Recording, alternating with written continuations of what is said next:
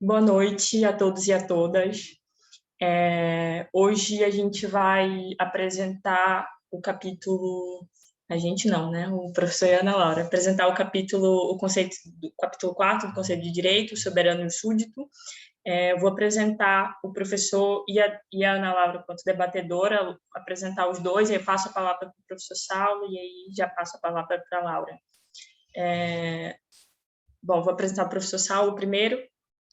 Professor adjunto da Universidade Federal do Pará. Ele atua como professor de Teoria do Direito e Filosofia do Direito da faculdade e da pós-graduação.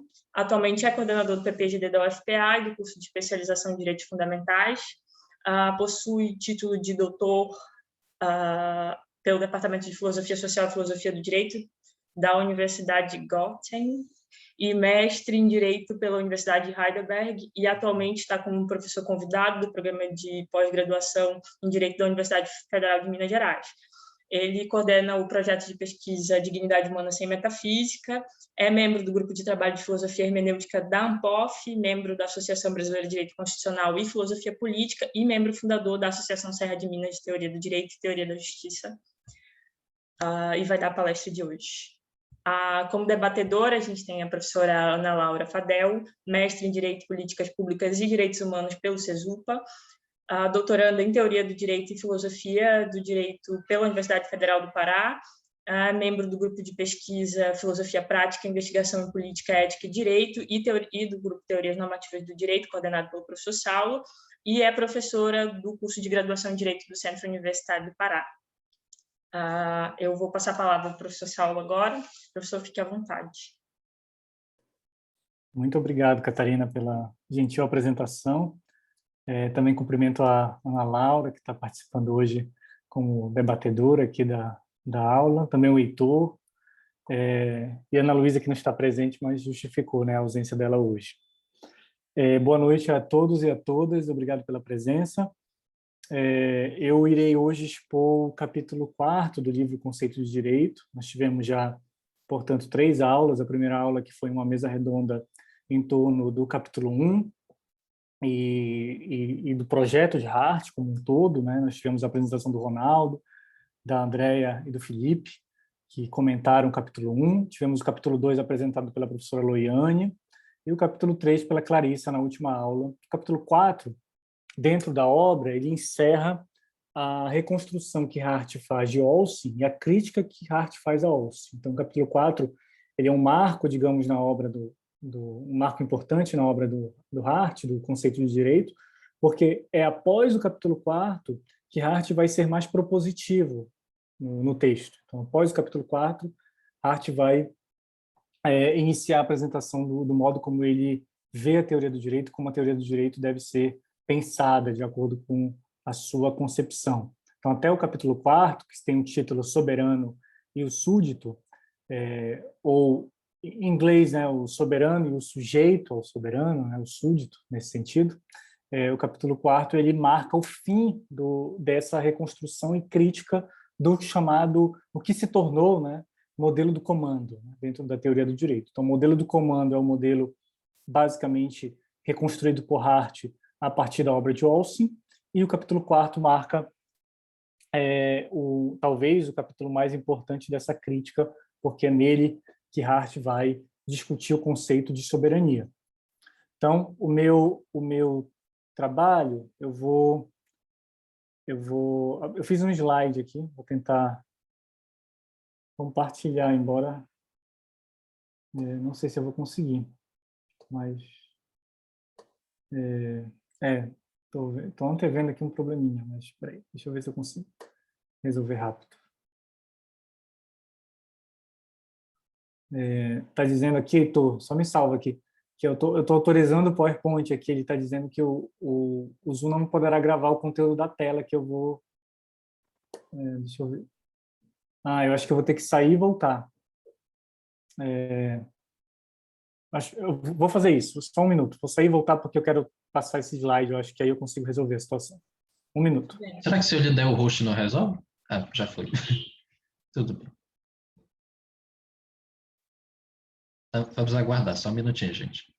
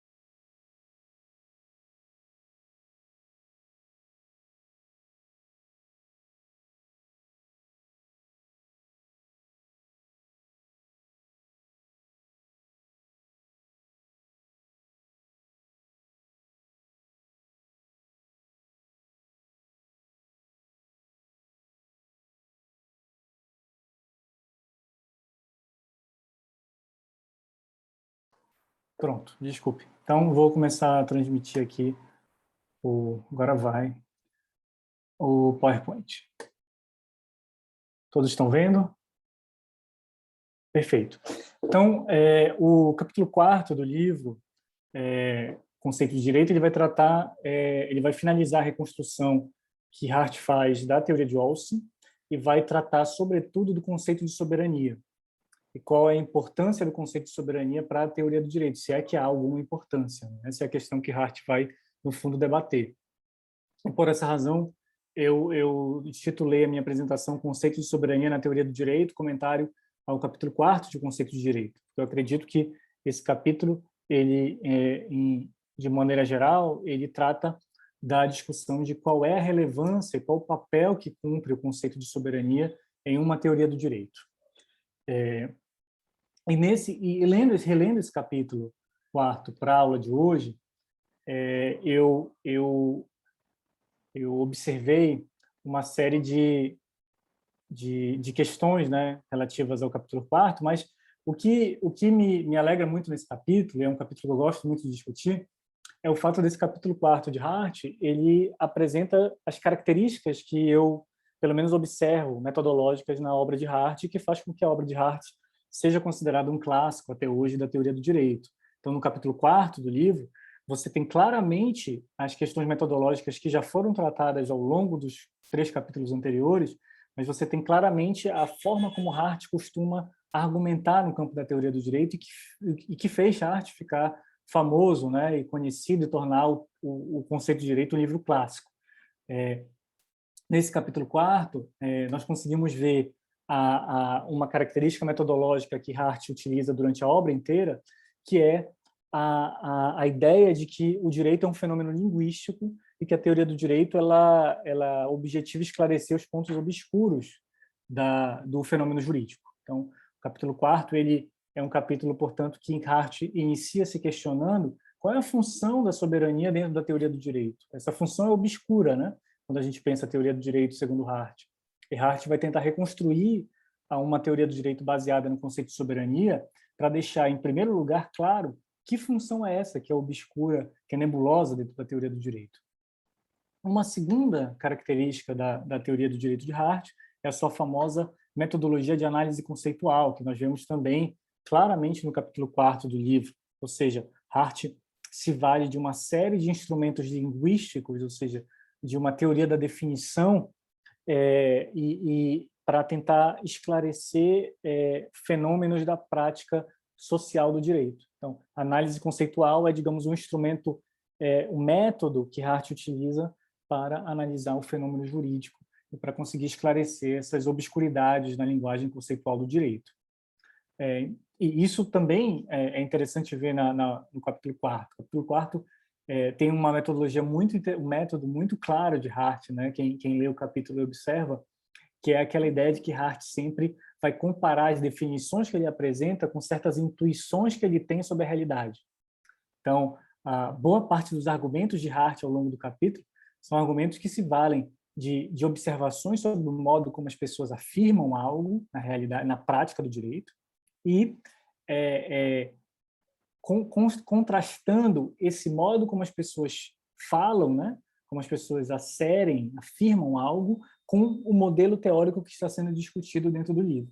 Então, é comum na argumentação do Hart, no capítulo 4º, a apresentação do modelo do Walsh, o modelo do comando, e o contraste desse modelo com observações do Hart sobre como as pessoas cotidianamente se referem ao direito, ou falam sobre o direito. Uma terceira é a primazia da prática, né? Hart vai um dos pontos metodológicos da sua obra, que está expresso em outros artigos dele, por exemplo, no artigo que eu gosto muito, que é Ehring no Céu dos Conceitos e a moderna teoria analítica do direito, em que Hart vai pontuar os aspectos centrais da sua metodologia para a teoria do direito. Então, Hart vai nos convencer nesse capítulo 4º, pelo menos me convencer, né? Não sei se vai convencer vocês, de que é interessante tratar o direito enquanto prática social. Esse é um passo importante do capítulo 4º, né? Hart vai tentar metodologicamente dizer, olha, para eu falar de soberania, o melhor que eu tenho a fazer é tratar o direito como prática social. E o grande erro de Austin, dos autores que tratam soberania na teoria do direito, é não tratar o direito enquanto prática social.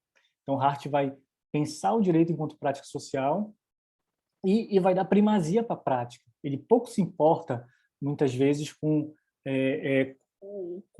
digamos, o que autores no passado falaram sobre soberania, ou como eu posso deduzir um conceito de direito a partir de um conceito de soberania enquanto valor, enquanto bem.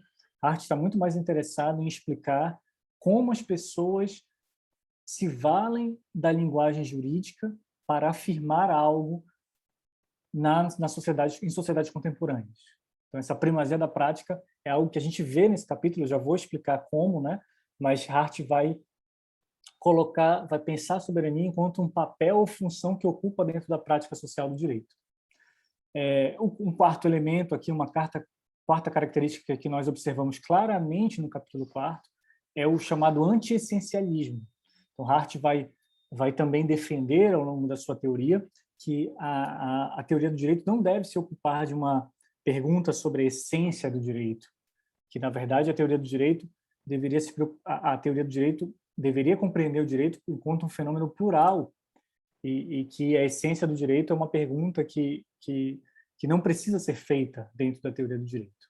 E é por isso que, em diversos momentos do capítulo 4, ao longo do livro, se vocês forem observar, Hart faz comentários especulativos sobre o direito e diz, olha, eu não vou tratar de certo assunto, embora seja um assunto importante, eu vou focar nesse aspecto da linguagem jurídica. Hart vai o tempo todo tentar direcionar o leitor a aspectos que lhe interessam sobre a prática social do direito, mas não necessariamente que esses aspectos sejam o único aspecto a ser observado, né? Há outros aspectos possíveis. Hart se interessa por alguns, eu vou explicar talvez por que ele se interessa daqui a pouquinho por um certo aspecto da soberania, mas outros aspectos da prática do direito ele claramente não tem tanto interesse. Não que não sejam relevantes, repito, mas são questões vinculadas a certos focos, né, que a teoria de Hart tem. Certamente por isso tem influências históricas e culturais, né, que o Felipe até tratou na primeira aula e que eu não vou me aventurar a fazer isso porque eu não tenho condições de explicar por que Hart foca em determinados assuntos e não em outros. Mas vou tentar explicar pelo menos aqui na parte da soberania por que ele reconstrói dessa forma a soberania. E por último, uma característica importante de Hart é a modéstia, na minha visão epistemológica. Hart tenta o tempo todo não apresentar definições exageradas do direito, mesmo correndo o risco, em muitos casos, de apresentar definições que são subinclusivas, né? Ou seja, definições que não incluem tudo que aquele conceito deveria compreender. Mas ele prefere ter uma atitude modesta e muitas vezes não definir de maneira absoluta certos fenômenos, do que muitas vezes ter uma atitude arrogante, né, de trazer definições absolutas que muitas vezes não dão conta da complexidade do fenômeno jurídico. Isso também está presente aqui no capítulo da soberania, que eu vou tratar com vocês, capítulo 4.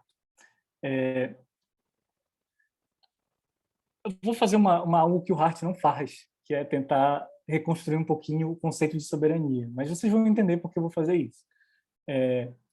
Bom, o conceito de soberania é um conceito que tem uma tradição, né, na filosofia do direito e na filosofia política, sobretudo a partir do fim da Idade Média e do que a gente pode chamar de início da modernidade. A soberania ela passa a ser um conceito central da filosofia do direito, da filosofia política, a partir do fim da Idade Média e início da modernidade. E um dos grandes autores que contribui para essa mudança, pelo menos no Ocidente, da forma como a filosofia política é feita e a partir da ideia de soberano, é esse autor aqui, esse sujeito que está aqui numa fotinha do lado, que é o Jean Bodin. O Bodin tem um livro, tem um tratado chamado 6 livros sobre a República, em que um dos conceitos centrais desse tratado é o conceito de soberania. E o Bodin vai afirmar nesse texto o seguinte, citação: há necessidade aqui de formar a definição de soberania, porque não há jurisconsulto nem filósofo político que a tenha definido, embora seja o ponto principal e o mais necessário de ser entendido no Tratado da República. Então, fim de citação. Baudin indica, no primeiro livro dos 6 livros sobre a República, que, embora os filósofos políticos e teóricos, né, do direito, inclusive, não tenham dado tanta relevância para o conceito de soberania até aquele momento, Baudin acredita que isso é um erro, porque o conceito de soberania seria um dos conceitos principais para você pensar uma república.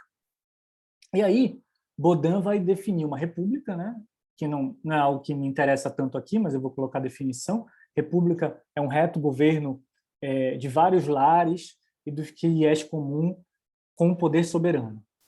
Então, Baudin ainda tem uma visão não tão moderna, né, da república, composta por várias famílias e o chamado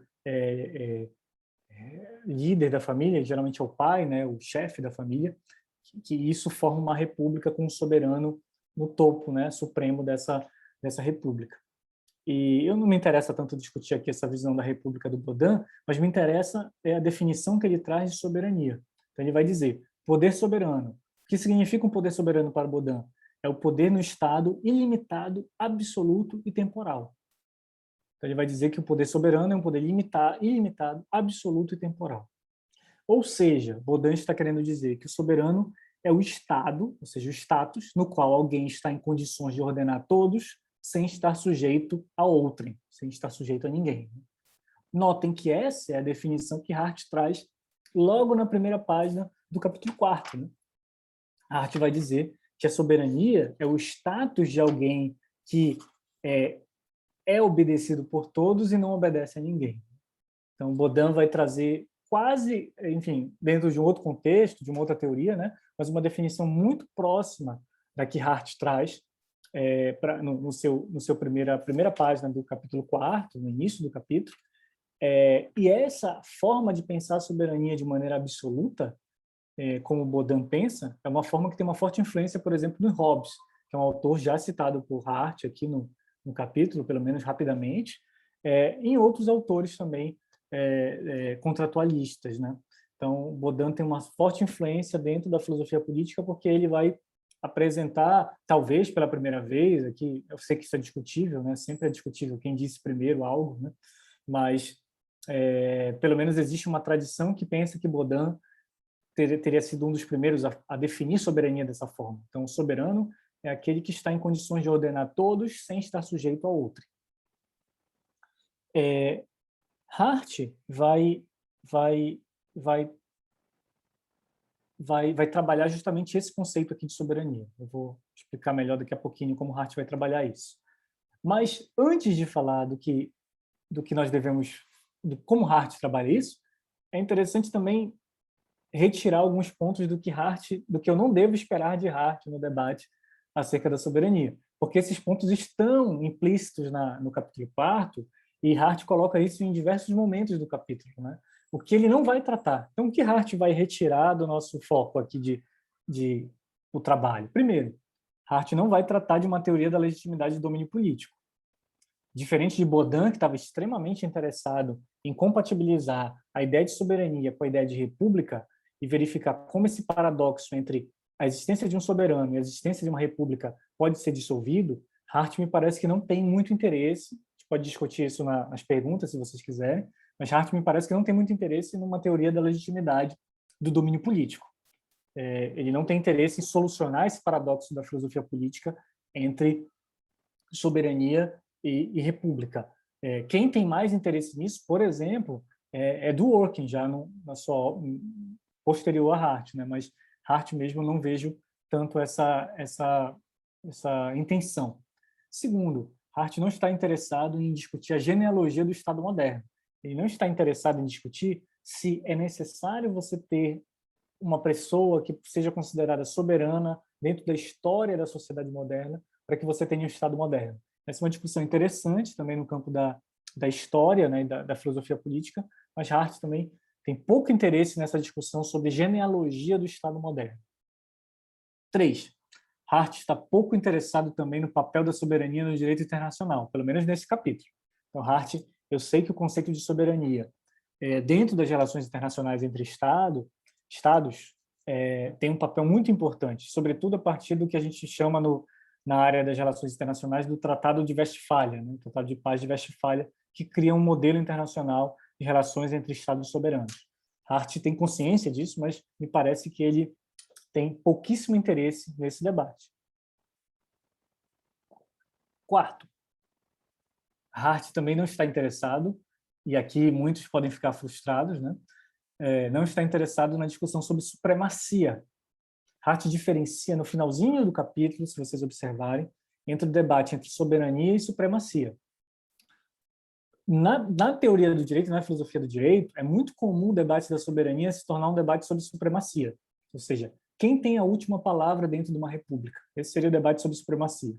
No caso brasileiro, né, só para a gente contextualizar, tem muitos teóricos, se você for para o campo da teoria constitucional, você vai ver as pessoas discutindo por que o STF é legítimo em ter a última palavra sobre a validade de uma proposição jurídica, da constitucionalidade de uma proposição jurídica, não deveria ser o parlamento, deveria ser o presidente. Então, isso são questões que Hart vai categorizar como questões sobre supremacia.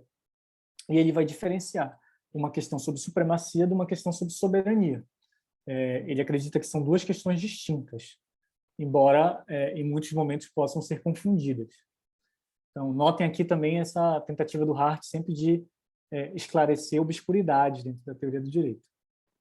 E qual é a originalidade da teoria do Hart sobre soberania, já que ele não discute legitimidade, não discute direito internacional, não discute supremacia, né? Qual é a relevância de uma teoria que não discute nada disso? Bom, o Hart acredita que a principal preocupação, ou seja, a principal preocupação de alguém que faz teoria do direito, teoria analítica do direito, não é discutir nada disso que eu falei antes, mas é discutir o papel que o conceito de soberania possui na identificação do conteúdo do direito, ou seja, qual papel a soberania pode ter na justificação de direitos jurídicos em sentido amplo.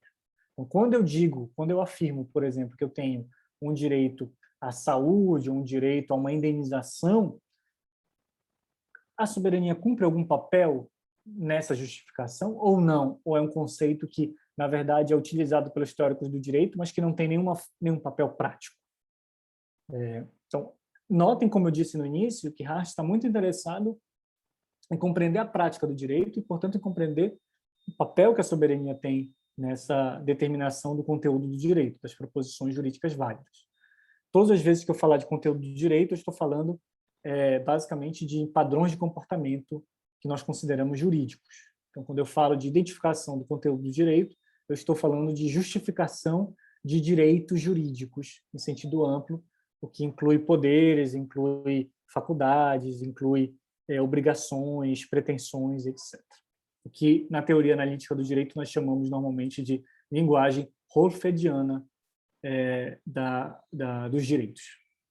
E qual é a principal tese que Hart traz no capítulo 4º? A principal tese é que uma teoria do direito baseada ou com fundamento último no conceito de soberania é pouco plausível em razão da ausência de uma explicação adequada para a ideia de poder, enquanto direito subjetivo de alterar pretensões, obrigações ou liberdades. Então, uma das teses centrais de Hart,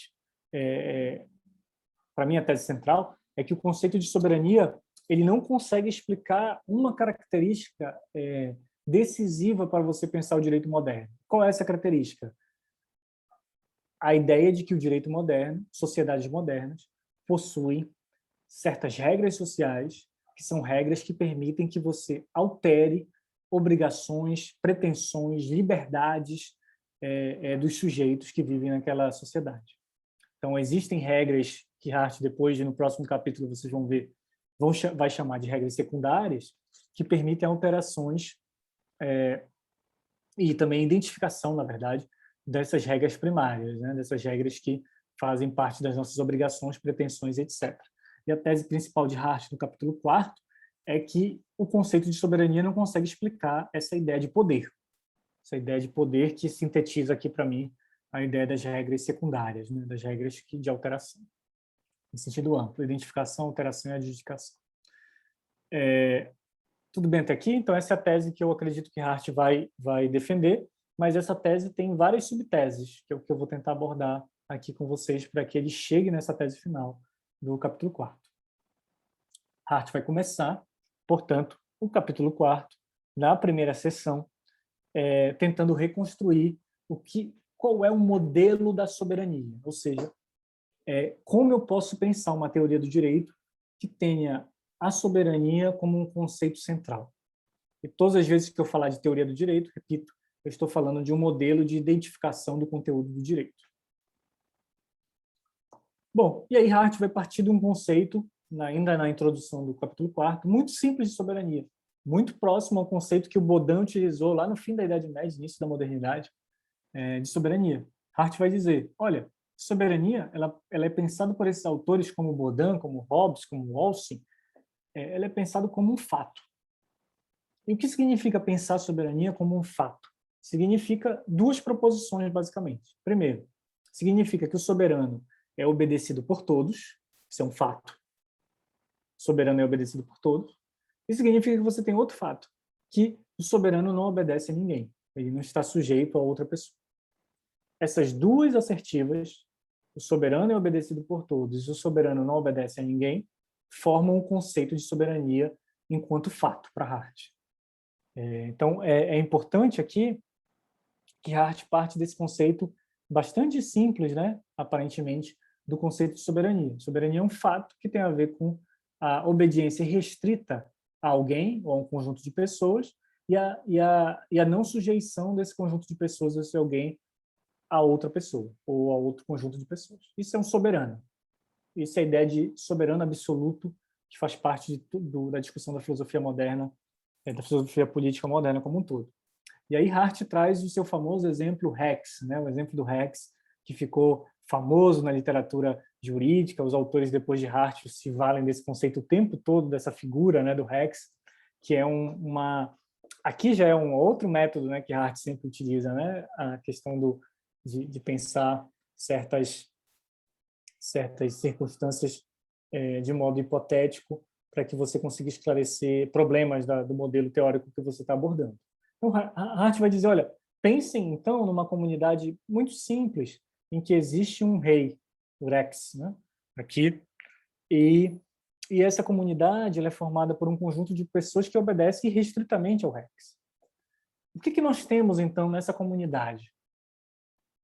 Nós temos claramente um soberano, né? Nós temos o Rex como soberano. Por quê? Porque o Rex ele é obedecido por todos e ele não obedece a ninguém. Isso é um fato. E como Hart vai pensar essa comunidade? Ele vai dizer, olha, nessa comunidade do Rex, a maioria dos membros de S, né, que é o nome da soberano, né, dessa comunidade que eu estou colocando, conforma regularmente o seu comportamento ao conteúdo R. Eu quero dizer com isso, aqui é uma proposição, né, que sintetiza tudo aquilo que eu estava dizendo. Então, a maioria dos membros de uma certa sociedade se comporta regularmente em conformidade com o conteúdo de um certo diretriz, de um certo direcionamento, R, que eu chamo. E o que significa isso para Hart? Significa duas coisas. Primeiro, que o comportamento dessas pessoas é repetido por um longo período de tempo. Então, há um longo período de tempo em que esse comportamento é repetido, as pessoas obedecem a esse conteúdo R por um longo período de tempo. E dois, que há uma expectativa de que esse comportamento se repita no futuro. Isso forma essa ideia, né, de conformação do comportamento daqueles sujeitos ao conteúdo R. Há um longo período em que há uma repetição desse comportamento, uma regularidade desse comportamento, e a expectativa de que esse comportamento seja cumprido no futuro, seja feito da mesma forma. Em segundo lugar, o conteúdo R, né, é determinado pelas ordens emanadas pelo soberano. Então, o soberano dá determinadas ordens, que é o conteúdo R, ao qual as pessoas se conformam regularmente. Essa é a ideia do famoso exemplo do Rex, né, que Hart cria na primeira seção do capítulo 4º.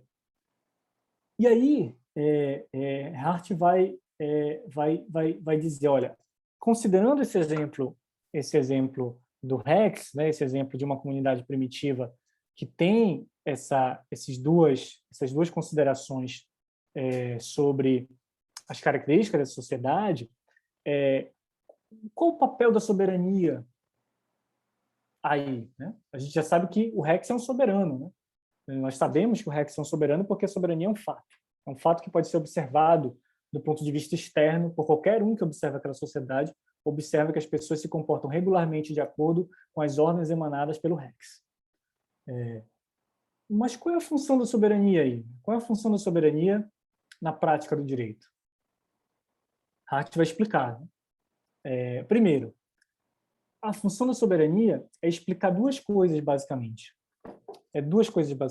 Primeiro, como é que eu identifico uma norma jurídica e como é que eu diferencio sistemas jurídicos independentes. A soberania ela vai funcionar dentro da prática do direito, do modelo de soberania, dessa forma.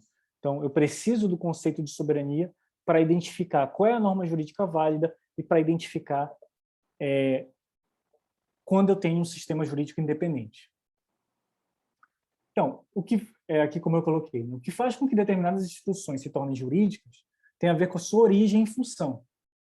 Se a instrução, se a ordem é emanada pelo soberano político, fonte da norma é o soberano político, e tem a função de ser um exercício da soberania, ou seja, o soberano emite a ordem na função de soberano, né, não na função de um privado, então trata-se de um fato jurídico, ou seja, de uma lei.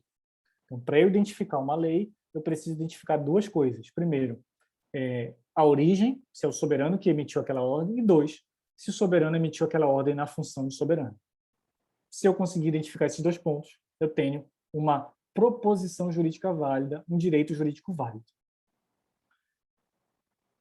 Além disso, olha a vantagem do modelo da soberania e do comando. Além disso, além de uma resposta rápida que eu tenho sobre quais proposições jurídicas são válidas, eu tenho também uma resposta rápida para saber se o sistema jurídico que eu estou tratando é um sistema brasileiro, argentino, alemão, mexicano. Por quê? Porque é só eu verificar de onde veio a ordem do soberano político para eu conseguir identificar qual sistema jurídico está sendo tratado.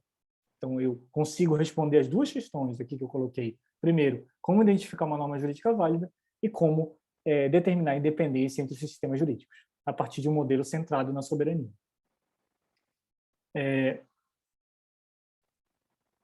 Hart vai acreditar, e aí essa é a tese, esse é o fortalecimento da tese, né? Hart vai fortalecer o argumento dessa forma. E aí Hart passa a explicar uma questão que pode ter passado desapercebido de vocês, né? Não que leram o texto, mas que pensam no modelo da soberania. Que é que, em última instância, o conceito de soberania, tal qual Hart reconstrói, depende do conceito de hábito de obediência. Por quê? Porque pensar a soberania enquanto fato depende do que eu chamei de regularidade do comportamento dos sujeitos que se habituam a obedecer a uma ordem emanada pelo soberano, e também da habitualidade, digamos, do soberano de não obedecer à ordem de outra pessoa. Isso se chama, para Hart, um hábito de obediência. Existe um hábito de obediência no pano de fundo do conceito de soberania. E aqui, enfim, eu acho que eu nem tenho tempo para isso, mas é interessante, a gente pode discutir isso nas perguntas, se vocês quiserem, é interessante que essa ideia de hábito de obediência, essa ideia de regularidade que está aqui por trás da discussão sobre soberania, tem muito a ver com a terceira questão persistente que Hart coloca para a teoria do direito no capítulo 1. Hart vai dizer que tem 3 questões persistentes, né, que o Ronaldo, inclusive, reconstruiu na primeira aula, e a terceira questão é que Hart vai dizer que é importante nós compreendermos o que significa seguir uma regra. Para o modelo da soberania, para o modelo do comando, seguir uma regra significa um hábito de obediência. Significa reduzir a ideia de obedecer a uma ordem, a um comando, a uma proposição jurídica, a um padrão de comportamento, a ideia de um mero hábito de obediência. E é esse o problema que incomoda Hart. Hart vai dizer, olha, pensar a soberania enquanto hábito de obediência é um grande erro para a teoria do direito. Embora aparentemente você tenha vantagens, né, no sentido de que você consegue identificar facilmente uma norma jurídica e diferenciar facilmente o sistema jurídico, é um grande erro você reduzir a ideia de seguir uma regra, a ideia de se comportar de acordo com a lei, né, para falar de uma maneira mais clara aqui para vocês, a um hábito de obediência. E por que Hart acredita nisso? Bom, ele acredita nisso pelas seguintes coloquei aqui 5 razões, né? Primeiro, essa primeira razão ele não vai desenvolver muito aqui, mas é uma razão importante. Ele vai falar rapidamente isso, né? Ele vai dizer que o sentido de obediência no direito parece depender de um conceito normativo de obrigação, parece depender de uma certa normatividade, e que a ideia de hábito de obediência não consegue explicar essa ideia. O que Hart quer dizer com isso? Ele quer dizer que os sujeitos que obedecem à lei, eles não, aparentemente, essa é uma observação de Hart, né? Uma intuição de Hart, né? Aparentemente, eles não obedecem à lei por um hábito, eles obedecem à lei por algo mais que isso. Eles obedecem à lei por uma questão normativa, um vínculo normativo que a ideia de hábito de obediência não consegue explicar. Portanto, a ideia do modelo do comando tem dificuldade para explicar isso. Segunda questão. Em sociedades contemporâneas, é muito difícil você dizer que um cidadão, um sujeito, obedece à lei porque ele compreende aquela lei como uma ordem emanada de um soberano. Então, pensem, sei lá, num sujeito aqui no interior do Pará, em Forlândia, que obedece à lei, e Hart vai dizer, vocês acreditam que esse sujeito obedece à lei porque ele tem alguma ligação com... Ele pensa que aquela lei é uma ordem, ele pensa na intenção do soberano no momento de promulgar aquela lei? Então, me parece que Hart vai... Aqui ele passa rapidamente no capítulo também fala disso, né? Intuitivamente parece que isso é um erro.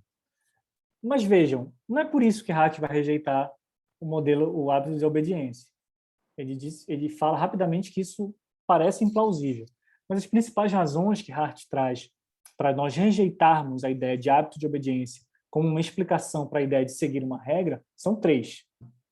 Primeiro, a sua famosa objeção baseada na ideia da continuidade de soberanos.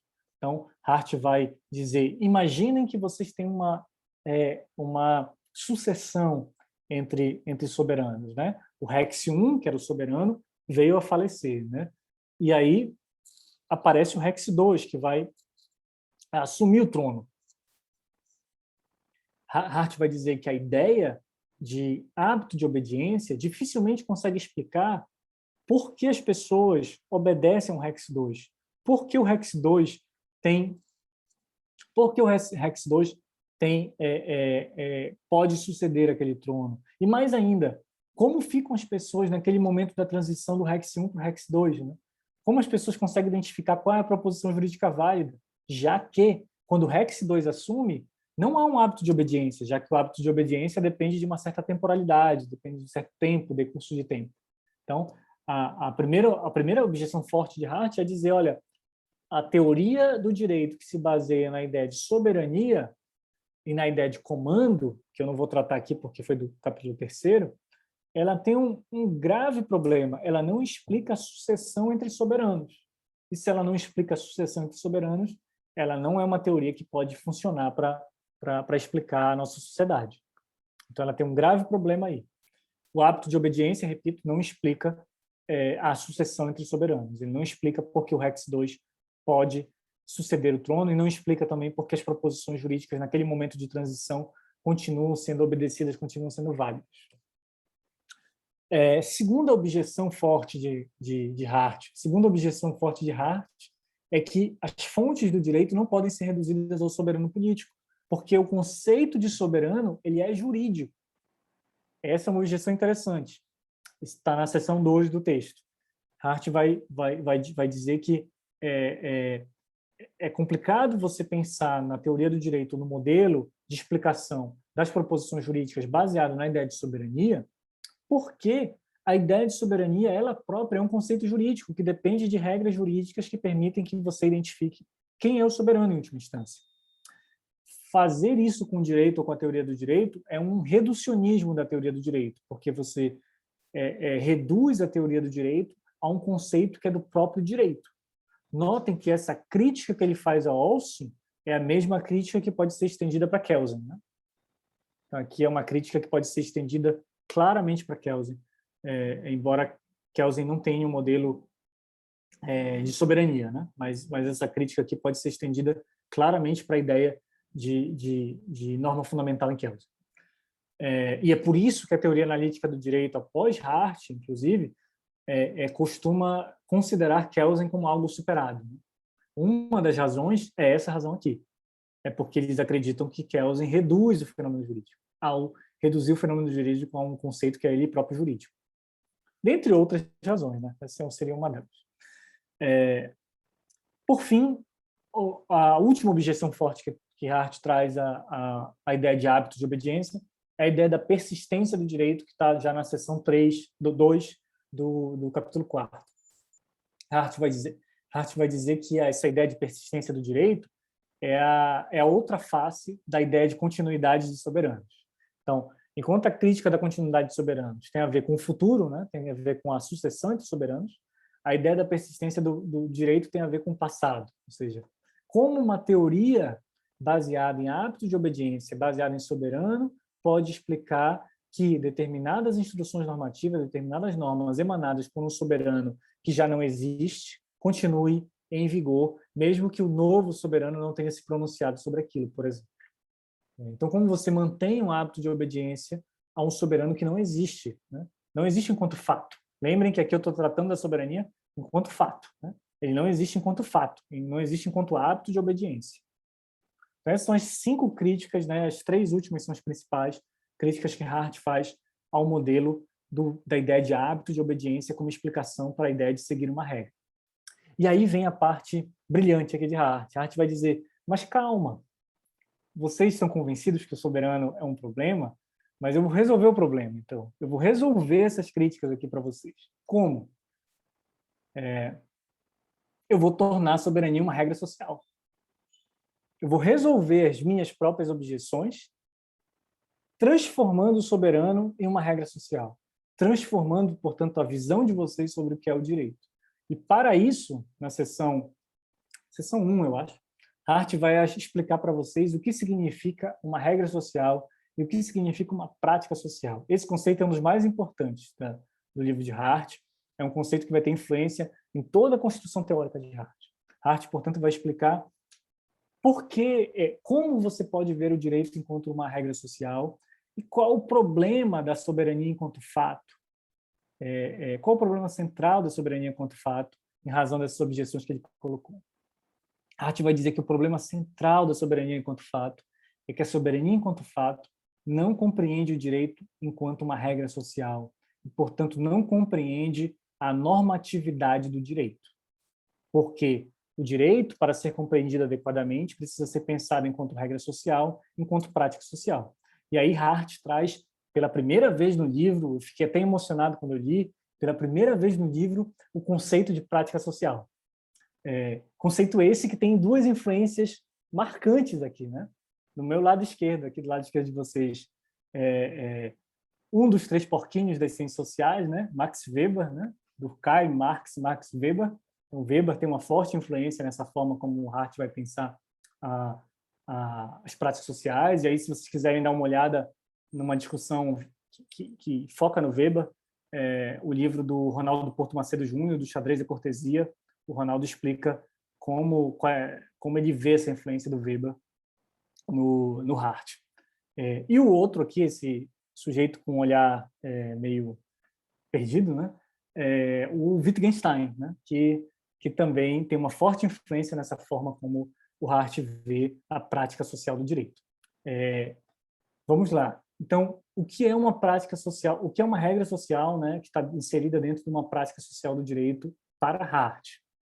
Para Hart, isso tem 3 elementos centrais. Primeiro, Hart vai dizer, olha, o Austin está certo. É preciso que haja uma certa regularidade de comportamento para que você tenha uma prática social. Então, Hart vai concordar com Austin, vai dizer, não, Austin tem razão. É preciso, para que eu tenha uma prática social, que a maioria dos membros de uma sociedade conforme regularmente o seu comportamento ao conteúdo R de uma regra. Isso é importante, é decisivo para que você tenha uma prática social. Só que isso é pouco. É pouco pelas razões que Hart explicou há pouco, né, anteriormente, porque tem dificuldade de explicar uma série de coisas. Então, Hart vai dizer, é preciso que nós demos um passo para além dessa forma como Austin pensa a prática social. Um passo para além da ideia de uma mera repetição de comportamento, como Austin pensava. É preciso incluir 2 elementos para a prática social. Então, Hart vai dizer, aqui no P2.1, para a maioria dos membros da sociedade, a existência de um certo padrão de comportamento constitui uma razão para agir de acordo com aquele padrão. Isso é importantíssimo para Hart. A regra jurídica para Hart não é um mero hábito de comportamento que eu tenho para obedecer no soberano, mas sim constitui um fundamento ou uma razão para que eu faça algo. E os sujeitos na sociedade tratam as regras sociais e também as regras jurídicas, portanto, dessa forma. Esse é um ponto importante. A Andrea Fajon, inclusive, na primeira aula, falou disso aqui, né? Para quem assistiu a primeira aula, ela falou exatamente desse ponto aqui. E um terceiro ponto que é importante para Hart, os membros da sociedade tendem a utilizar essa regra e se referir a essa regra como fundamento para exercer pressão sobre os demais membros, para agir em conformidade com a regra, e como fundamento para criticar os desvios que uma pessoa tem com relação àquela regra.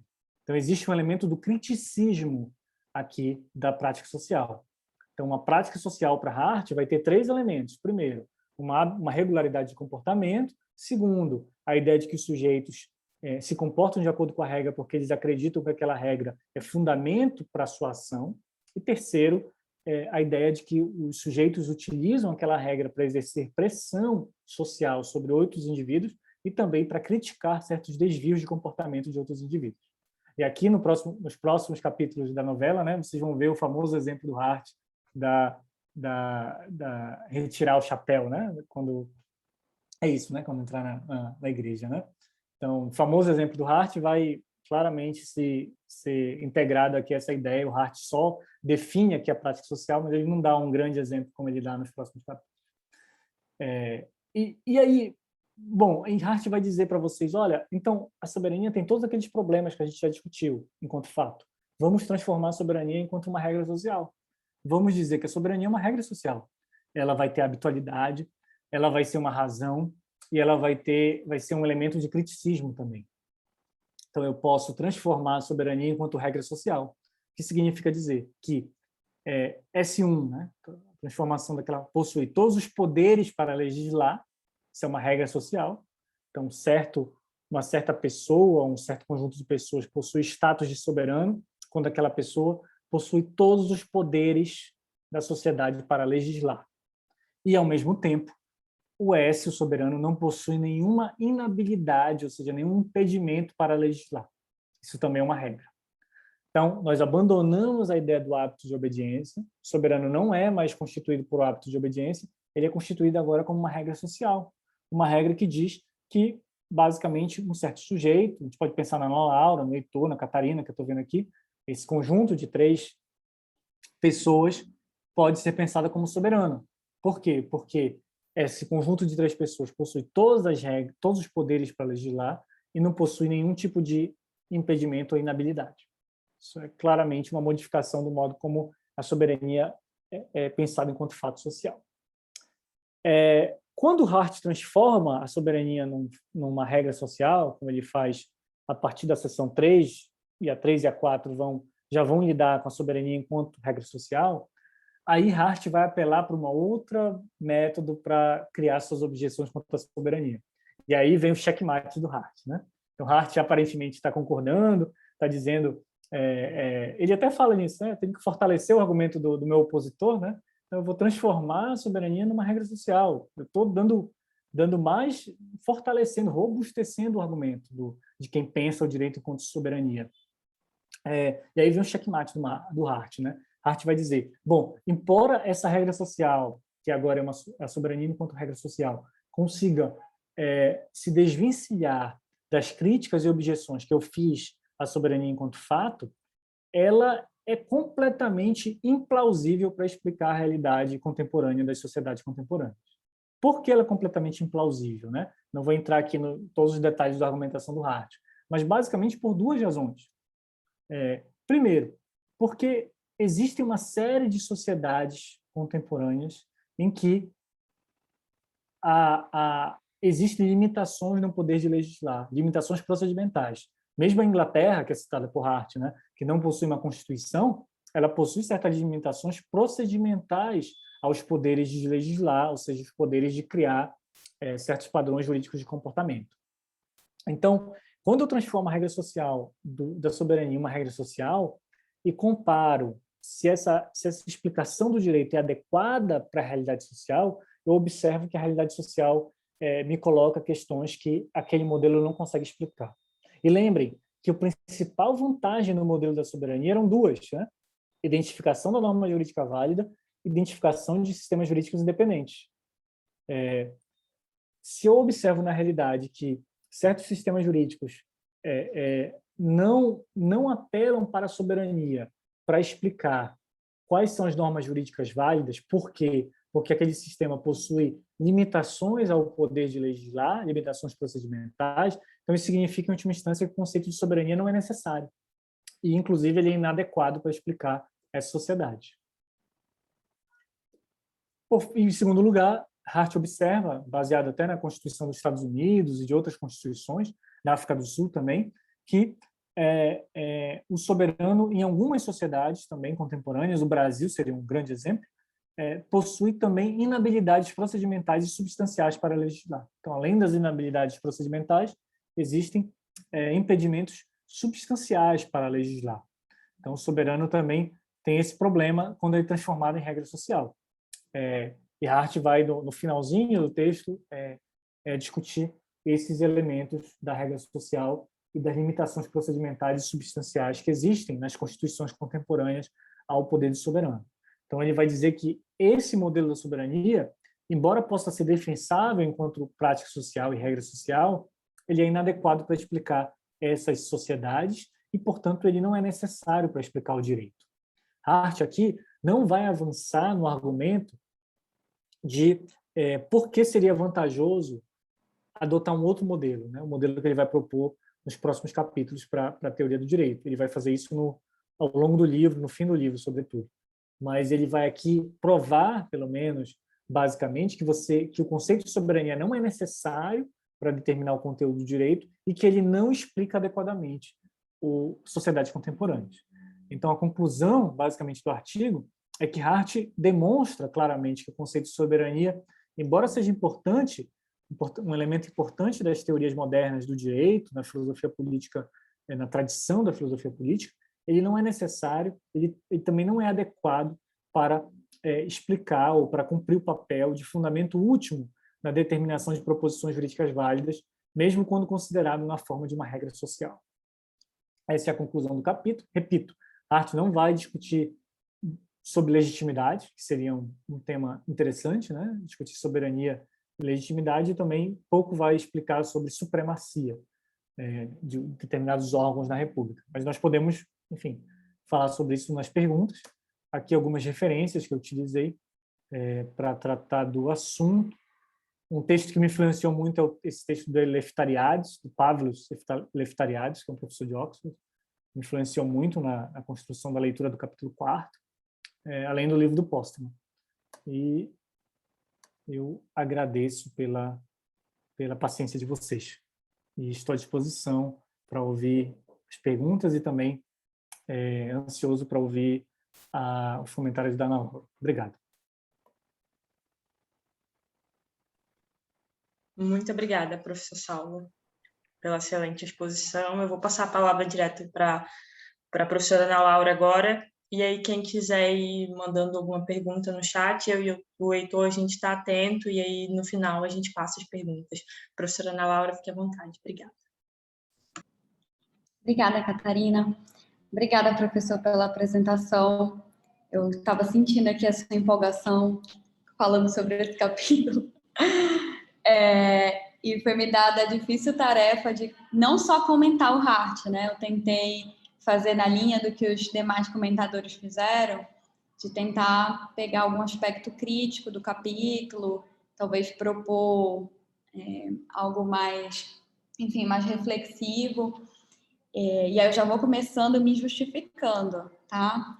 Eu também adoro Hart, eu sou professora de Teoria do Direito. O autor que eu mais gosto de explicar é o Hart, porque eu acho que, além da ideia dele ser muito clara, eu acho que ele é o autor, sem sombra de dúvida, mais fácil de ler e entender, então os alunos geralmente gostam bastante, mas eu confesso que ao longo do tempo, e principalmente com outras leituras, um pouco, assim, me incomoda algumas coisas da tradição analítica, então eu tentei trazer isso aqui, expor, e o meu texto, eu fiz um texto mais ou menos para me guiar, mas ele é mais, assim, ele é mais cheio de perguntas do que de respostas, então já vou colocando de forma bem honesta para todos que vão me escutar. E aí, ao final, acho que a gente pode conversar, enfim, debater, trocar uma ideia. Deixa eu só abrir aqui o texto. Tá. Então, vamos lá.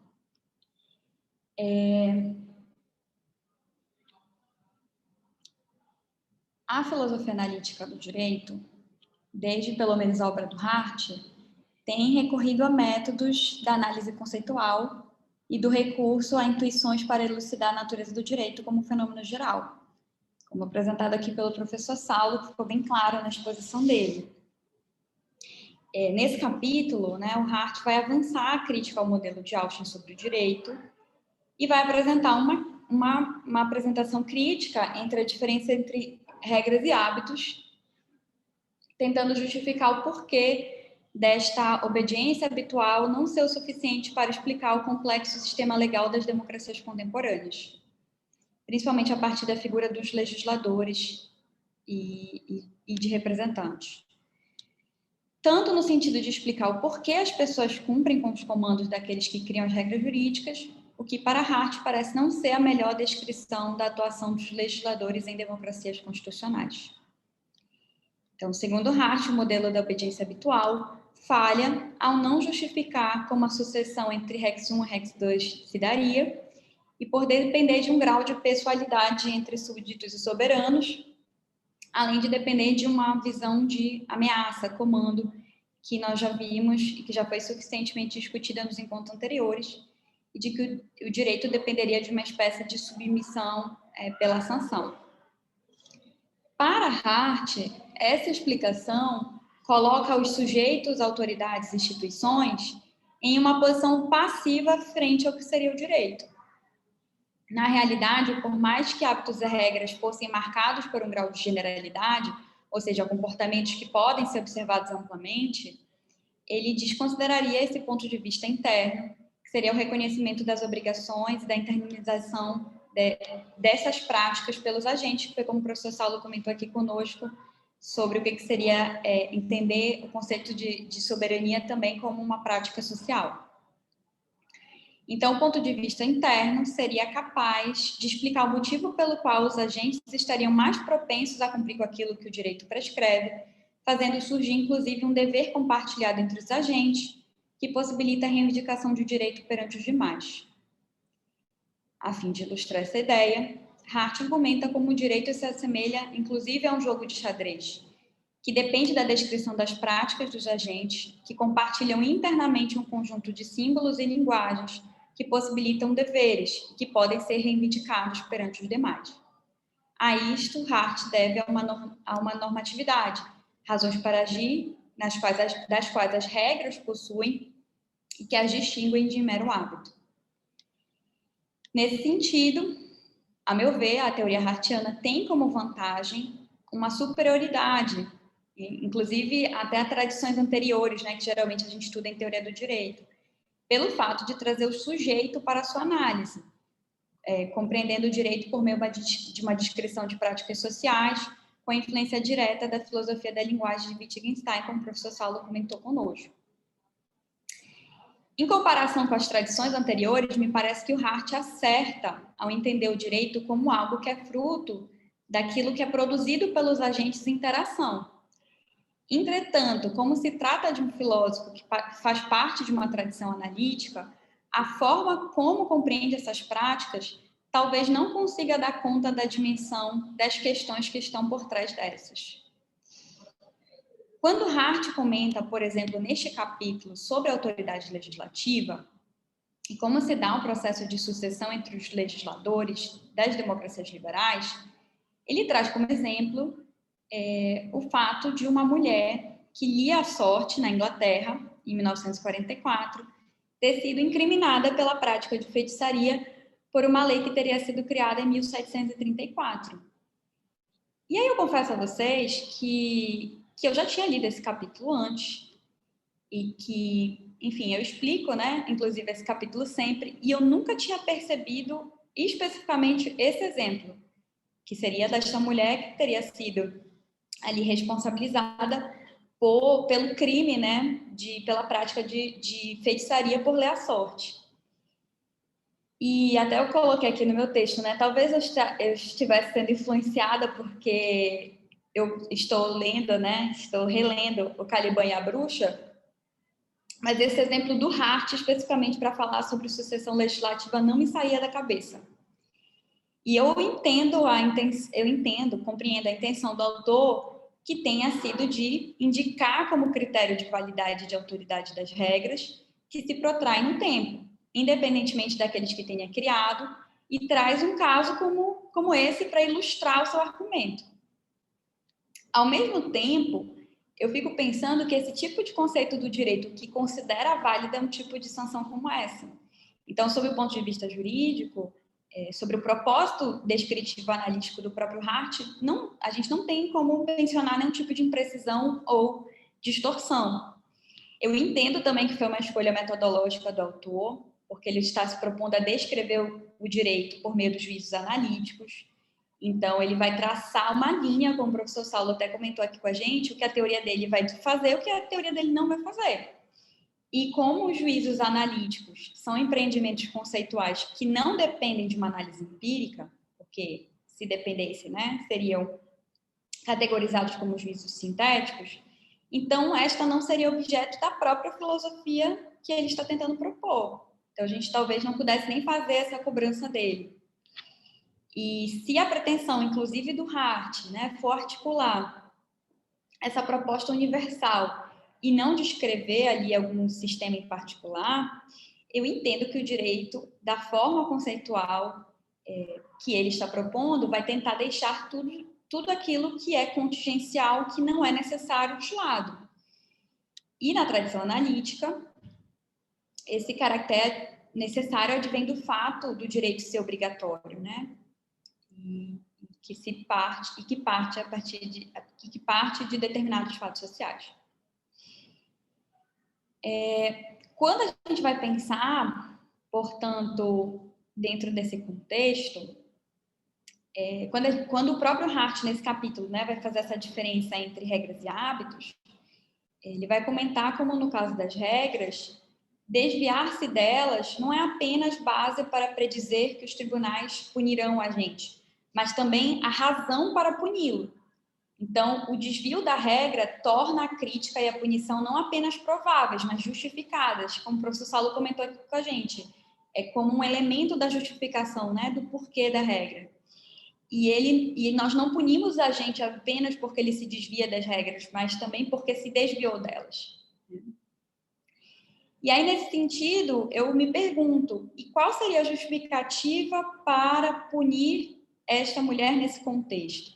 Como eu mencionei acima, o que uma punição a uma mulher por ler a sorte nos diz nas entrelinhas? Existiria algo que deveria ser investigado? Vale a pena investirmos em propostas como essas? Quais ainda seriam as vantagens de um projeto como esse? E nesse ponto, a minha fala, como eu disse a vocês, é muito mais um desabafo do que propriamente algo mais elaborado. Na minha visão, o ponto de partida dessa pergunta seria justamente nós discutirmos a natureza do direito para as teorias dessa tradição. E que se nós adotarmos uma visão, por exemplo, como outros autores dessa tradição, como Leslie Green, pensam no direito, né? E ao comentar essa possível relação entre teoria do direito e gênero, por exemplo, nós chegaríamos à conclusão que a discussão sobre o gênero, por exemplo, nada tem a contribuir sobre uma teoria e regras jurídicas e o seu funcionamento típicos da jurisprudência, né, dessa teoria do direito.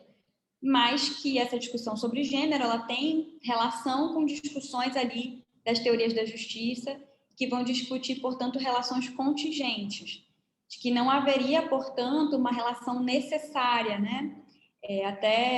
Nesse texto, quando Leslie Green vai falar sobre a relação com gênero, ele diz que gênero não aparece na teoria do direito porque simplesmente é irrelevante.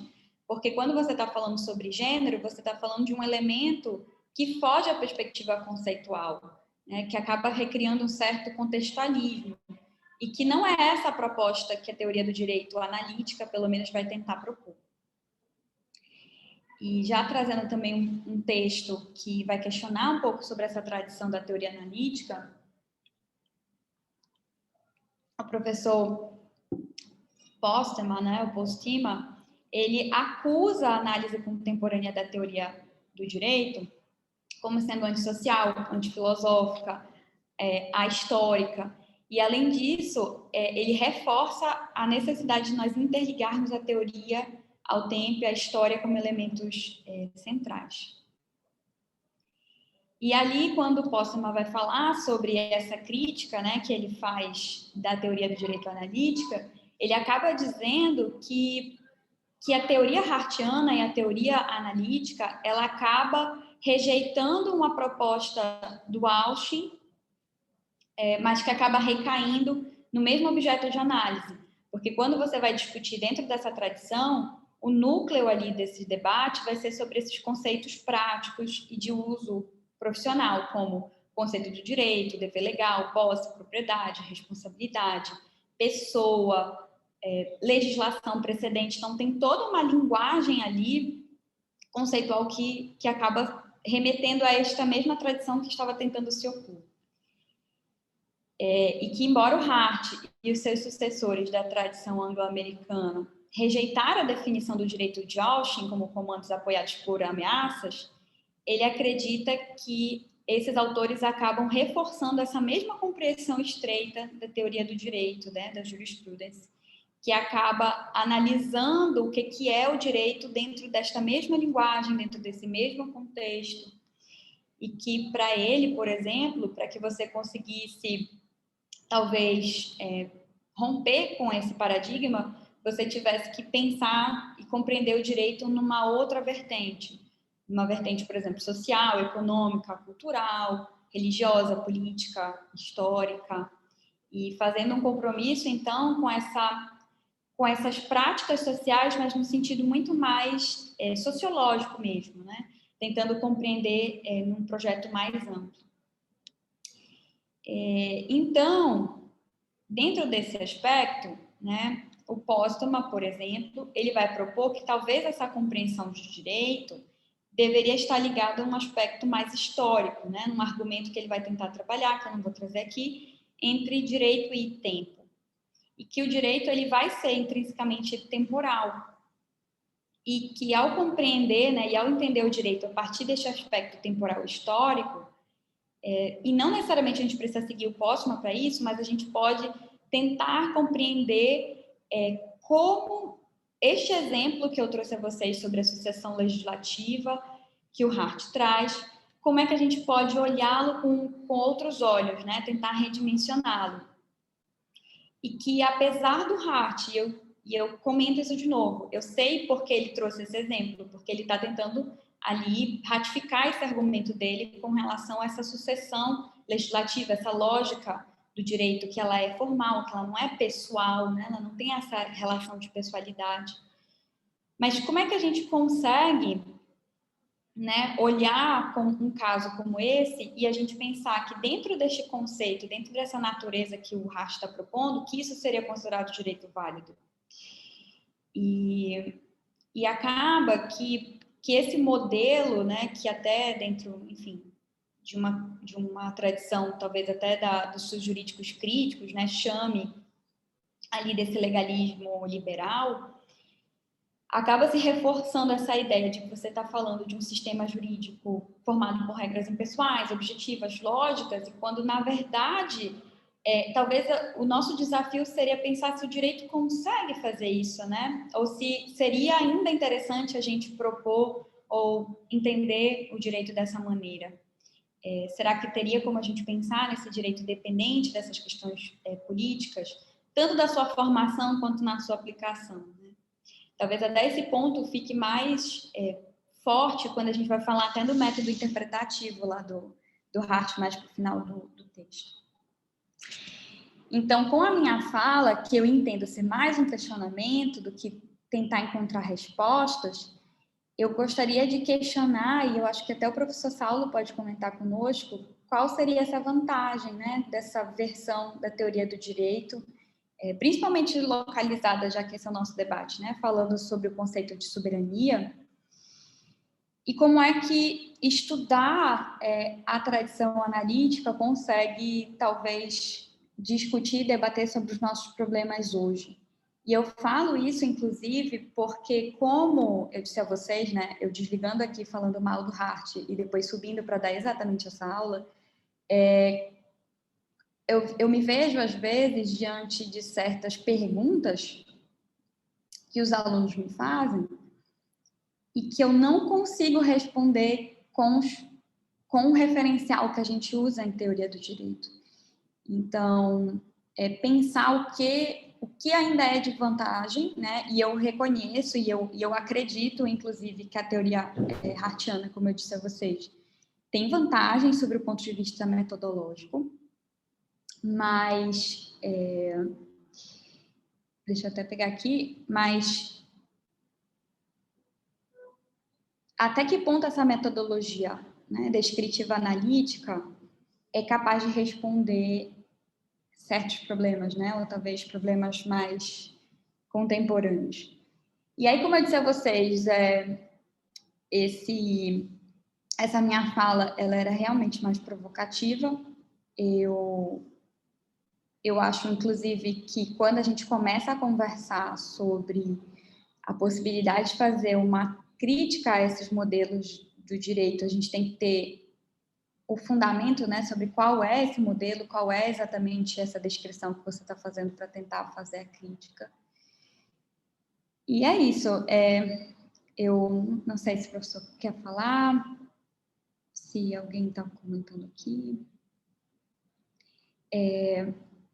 Walter, eu até vi aqui, posso responder a pergunta do Walter? É porque dentro desse contexto, por exemplo, quando a gente lê o Hart, né, ele mesmo vai dizer que ele vai adotar essa metodologia descritiva, que ele vai observar como essas práticas sociais se dão. E isso dá uma ideia de que não há nenhum tipo de convicção que se está posta, que não há nenhum tipo de modelo político, social, econômico que está disposto ali, como se tivesse um certo afastamento, né, entre essas descrições. E dentro de propostas dos estudos jurídicos críticos, mas também dos estudos jurídicos feministas, comentando justamente se é possível fazer esse afastamento, qual seria essa natureza do direito que está sendo descrita, se não haveria algum tipo de interligação entre o próprio positivismo e uma concepção política, né, econômica ali com um plano de fundo. Então, é nesse sentido. Até, professor, eu anotei o texto que o senhor falou da Robin West, né, que ela tenta fazer essa crítica. Enfim, acho que é um debate que talvez a gente precise forçar a começar a fazer, porque por mais que esses autores sejam autores, enfim, grandes autores, e como o senhor falou, clássicos, mas talvez a gente pensar quais são possíveis entradas aqui, ou até o que a gente pode trazer ou abandonar, né? O que ainda vale a pena. Era isso, gente. Muito obrigada, professora Ana Laura, pela excelente exposição. Professor, o senhor quer comentar alguma coisa já? Eu posso comentar rapidamente o que a Laura colocou. Primeiro, obrigado, Laura, pela comentário. Acho que tu colocas pontos muito importantes para a reflexão sobre a teoria analítica do direito. Eu nem sei se eu tenho respostas a todos eles, né? São profundos. Bom, o primeiro deles é o comentário que o Postman faz sobre, que eu acho que é interessante. O Postman acredita que existe, embora o Hart afirme que existe uma ruptura, né, entre o que ele faz e o que o Austin faz, ou seja, o Hart é interessante porque nesse livro, nesse artigo que eu recomendo para vocês, Ehring no Céu dos Conceitos e a Moderna Teoria Analítica do Direito, ele se coloca como a separação entre o passado, o presente e o futuro, né? Para usar aquela música do Raul Seixas, né? Então, ele é a separação entre o que era a teoria analítica do direito e o que vai ser a teoria analítica. Então, ele se coloca como modelo de ruptura com relação ao Austin. Mas o Postman tem uma interpretação interessante, né, no tratado dele, que está aqui até eu citei como referência para vocês, do que eu utilizei também. Ele vai dizer que na verdade há uma certa continuidade entre o Austin e o Hart, no sentido de que ambos os autores, como a Laura colocou, têm uma certa preocupação de restringir a teoria do direito a uma análise conceitual, certos conceitos que são conceitos-chave para a teoria do direito, como conceito de soberano, como conceito de propriedade, como conceito de pessoa, como conceito de obrigação, como conceito de norma jurídica, etc. E o Postman acha que esse é um dos problemas da teoria do direito hoje, porque ele acredita que a teoria do direito deveria se abrir para as ciências sociais, se abrir mais para as ciências sociais, para que seja mais frutífera e consiga dar uma contribuição maior para a realidade. Eu lembro também, enfim, aqui, nesse comentário da Laura, que o Dworkin fazia uma crítica semelhante ao Hart, né? Então, o Dworkin, isso está no livro do Guest, Ronald Dworkin, quem quiser ler, está lá. O Guest foi aluno faz esse livro sobre o Ronald Dworkin, que é uma espécie de biografia, teoria também, né? Ele fala questões biográficas do Dworkin, também sobre a teoria. E o Guest fala que o Dworkin, enquanto orientava em Oxford, dizia que um dos principais objeções dele é que ele acreditava que a teoria analítica do direito, tal qual o Hart propõe, era uma teoria infrutífera. Aquele tipo de análise conceitual que o Hart fazia é um tipo de análise que não consegue explicar adequadamente a realidade, não consegue contribuir para os problemas contemporâneos que nós temos e, portanto, tem pouca vantagem, né, em termos teóricos. E por isso o Dworkin tenta romper com o modelo do Hart, embora, e aqui eu gosto de fazer esses parênteses, né? Embora o Postman ache que o Dworkin está no legado do Hart também, isso é outra discussão, mas enfim. Então, desconsiderando o Postman, o Dworkin achava que também ele estava rompendo com o Hart e que estava fazendo uma teoria completamente distinta porque ele achava que a teoria do Hart era infrutífera. E notem que um dos motivos que ele achava que era infrutífera é justamente o descritivismo. Ele achava que uma teoria do direito deveria responder a questões políticas contemporâneas, né? Então, política e direito não deveriam se separar da forma como Hart acreditava. Eu comento tudo isso, assim, tentando reconstruir, porque me parece que o comentário da Laura não é um comentário de hoje, que vem das teorias feministas, que vem das teorias... É um comentário que vem desde a década de 80, eu acredito, 70, né?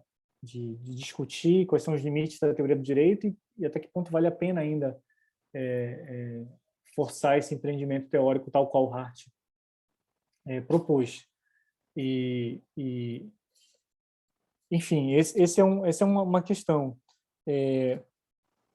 Agora,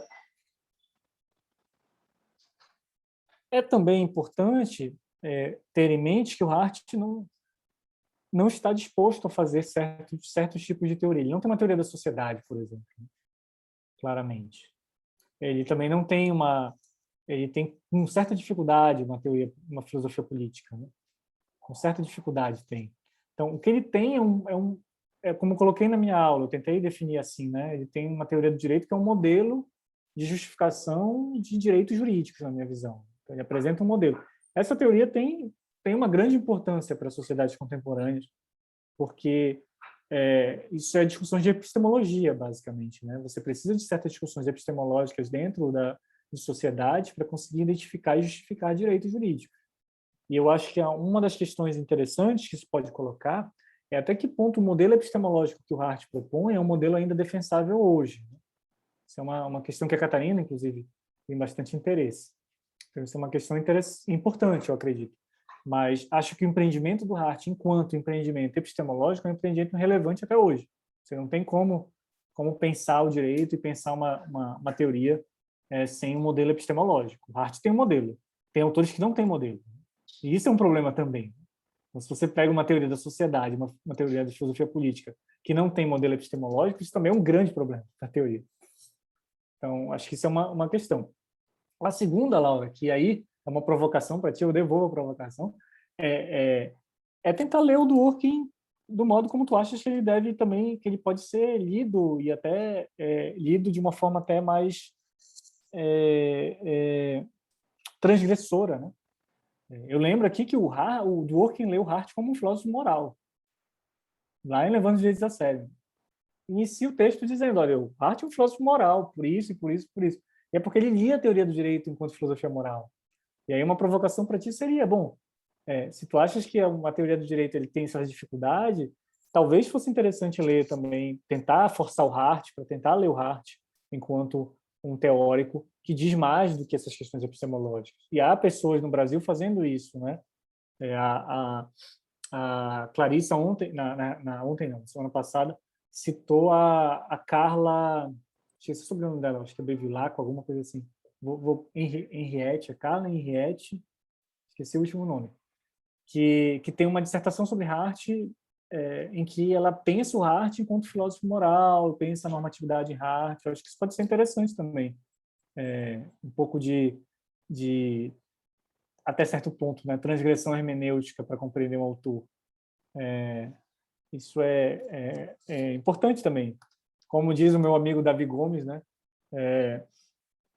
a tradição filosófica é um conjunto de pessoas que leram errado um ao outro, e a gente fica discutindo aqui o tempo todo esses autores. Então, o Dworkin possivelmente leu errado o Hardt em dizer que ele é um filósofo moral, mas isso faz o Dworkin, né? Isso faz com que ele tenha uma teoria lida até hoje, discutida até hoje. Seria a minha provocação também para ti.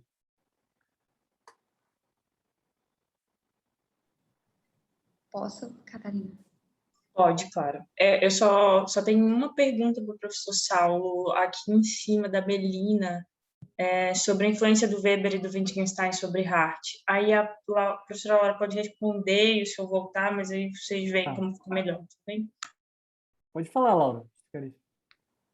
Professor, é porque desde aquela aula que o senhor me pediu para eu dar de teoria do direito feminista, eu fiquei, assim, completamente em brainstorm, assim, do tipo que eu faria.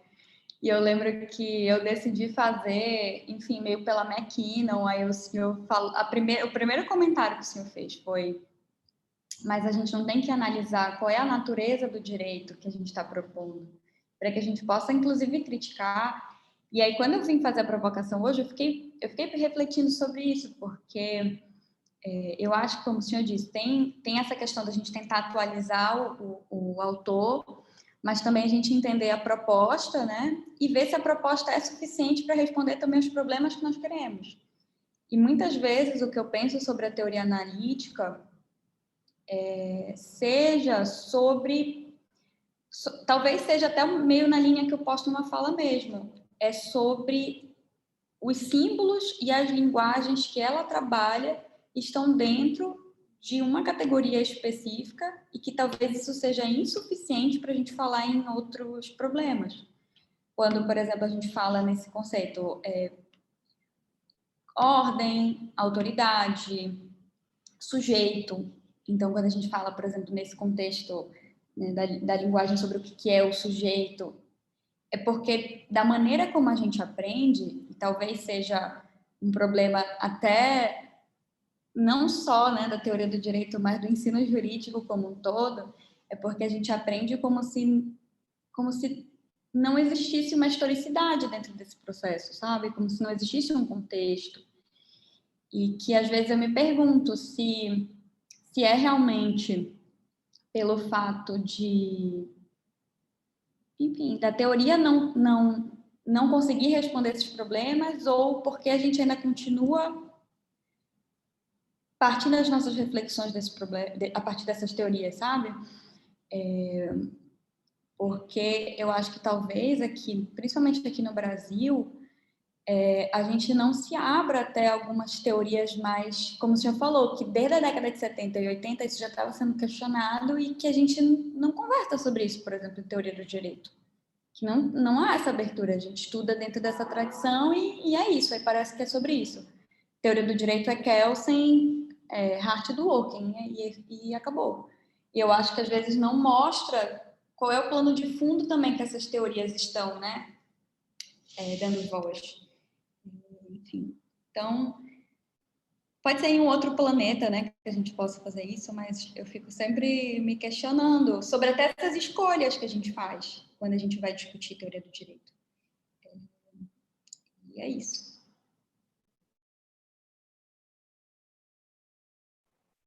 Tem outra pergunta aqui no chat. Aí, professor, eu faço outra, o senhor responde primeiro aqui, Eu posso responder da Melina, né? e aí depois eu faço a da Gabriela. A gente tendo o Walter e da Gabriela, né? Eu acho. Tem uma do Walter, 8h30. Tá. Pode responder, então, e depois eu faço. Melina, isso me dá a oportunidade de tentar explicar um pouco melhor, né, aquela parte do Weber e do Wittgenstein. Então, bom, o Hart tem influência dos dois autores.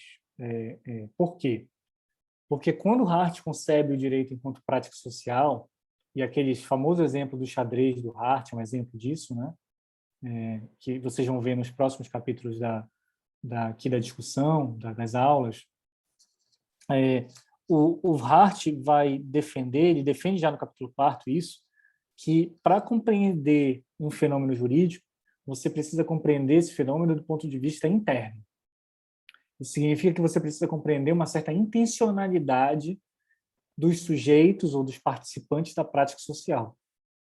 Não basta, portanto, para Hart que você, a partir de uma observação externa à prática, descreva a regularidade dos comportamentos dos sujeitos.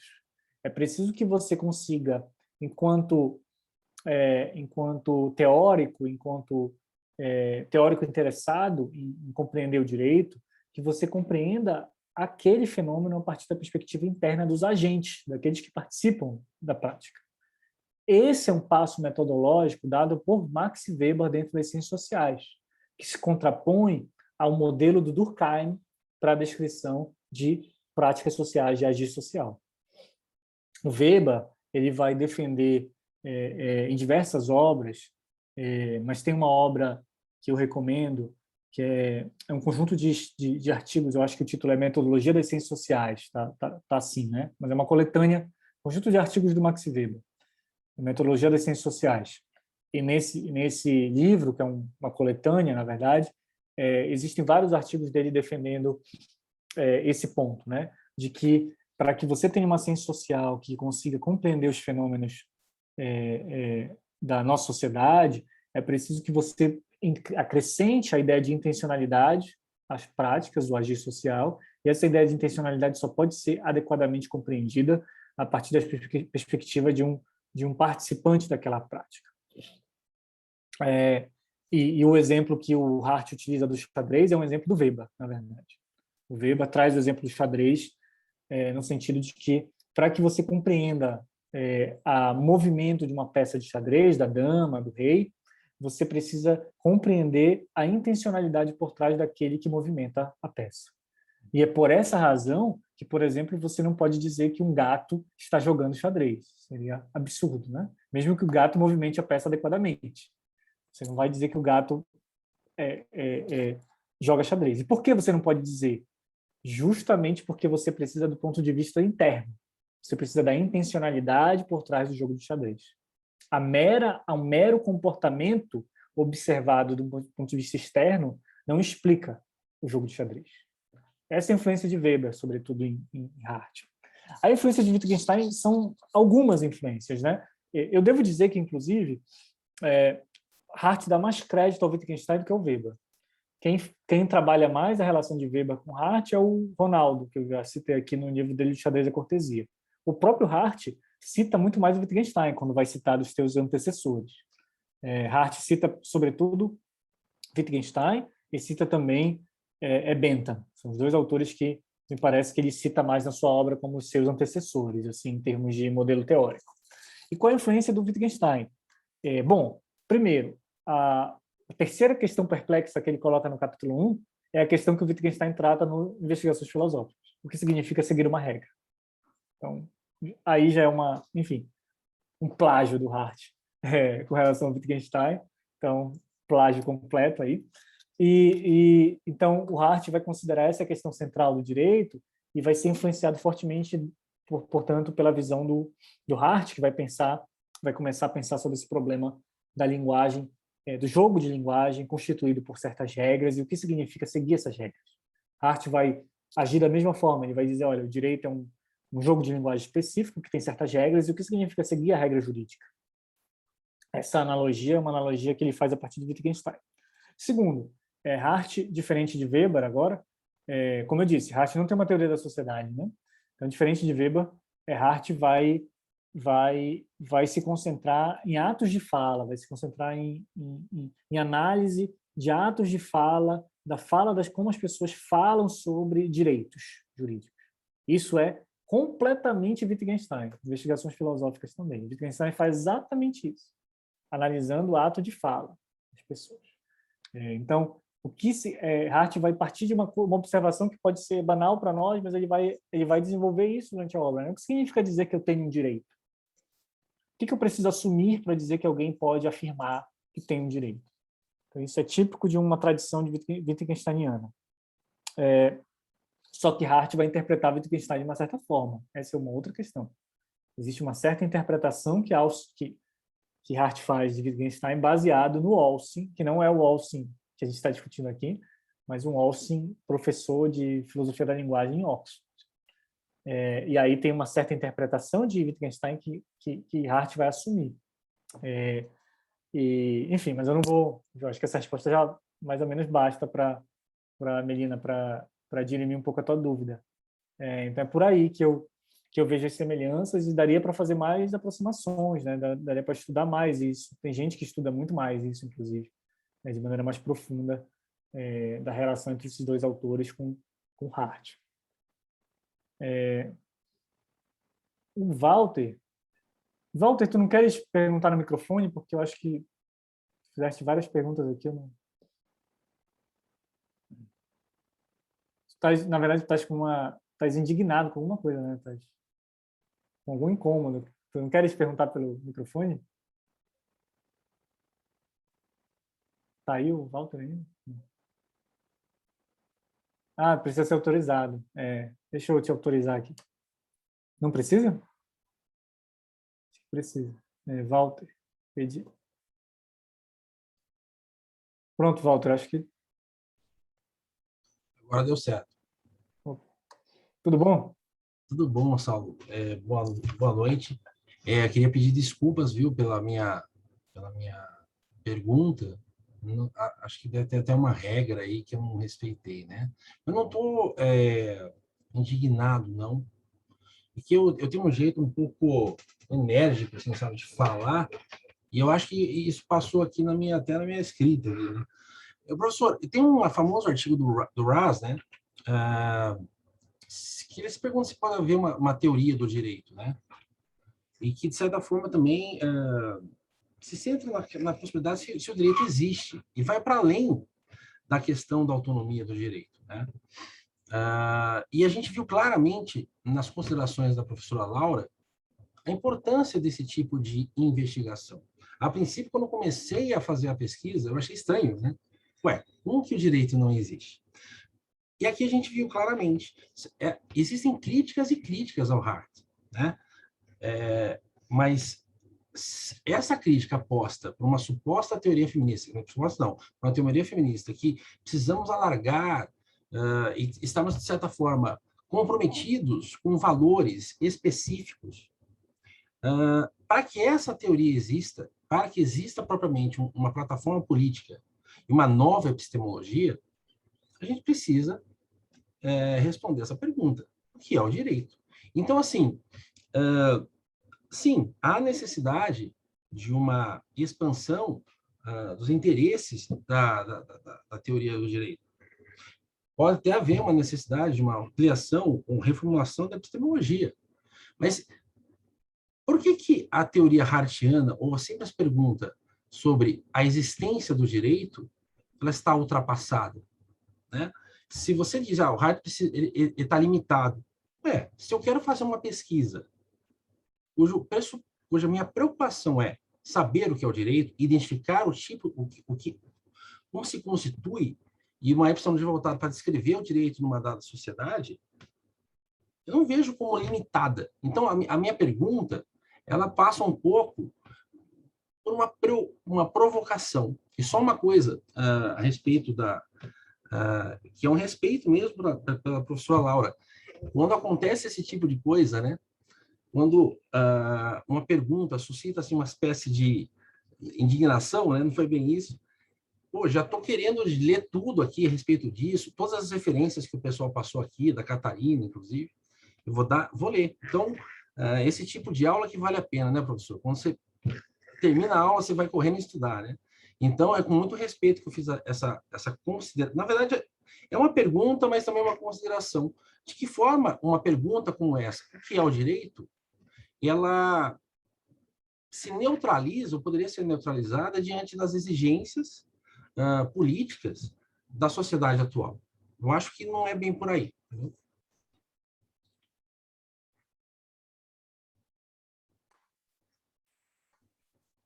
Laura, queres comentar?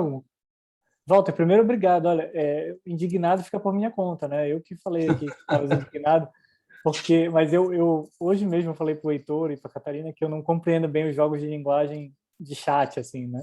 Eu posso ter interpretado errado também aqui quando eu li a tua fala, mas obrigado pela contribuição. Laura, queres comentar? Eu acho, Walter, que a tua pergunta, na verdade, a tua provocação, é justamente o ponto de partida que a gente tem que começar a discutir. Porque, por exemplo, nesse artigo do Leslie Green, que foi até o professor Saulo que indicou uma vez, que ele vai comentar sobre o que é o direito. Então, por exemplo, dentro de uma perspectiva analítica, o que é o direito é pertencente àquelas 3 teses, né, que a gente conhece. Então, enfim, a tese que reivindica a autoridade, advém de fatos sociais, a tese da separabilidade. Então, se a gente tem esse formato como sendo o que é o direito, então, realmente, discussões dessa natureza que a gente vai comentar como uma relação de gênero, eu acho que realmente não faz sentido. Então, por isso que quando até a Catarina colocou aqui no chat, né, que eu acho que talvez seja o caminho, seja realmente pensar a partir dessa nova epistemologia, porque como eu disse a vocês, isso é uma hipótese, tá? É que eu acho que dentro desta linguagem, destes símbolos, realmente essas perguntas que a gente está fazendo, a gente não vai dar conta, entende? Então, é um trabalho difícil mesmo de se questionar. Eu sei que tem algumas autoras que tentam fazer isso, até dizendo se existiria essa compatibilidade com o próprio positivismo, ou se não, se há uma contradição. Inclusive, essa professora que foi a que escreveu o texto que o Leslie Green fez ali a crítica, né? Ela tenta fazer isso, aí a gente pode ler o texto e comentar se ela consegue fazer isso bem, mas ela vai abordar dentro dessa categoria de sujeito. Ela vai partir desse ponto de vista. Então, eu acho realmente a tua pergunta é essencial assim, para qualquer pessoa que queira discutir ou propor uma teoria do direito que vai envolver esses elementos, né, como a gente está comentando aqui, vai ter que partir dessa pergunta. E não é uma pergunta fácil, né? Desde o princípio, desde começar ali a fazer essa proposta, desde fazer essa descrição para depois fazer essa proposta, mas acho que o caminho é por aí.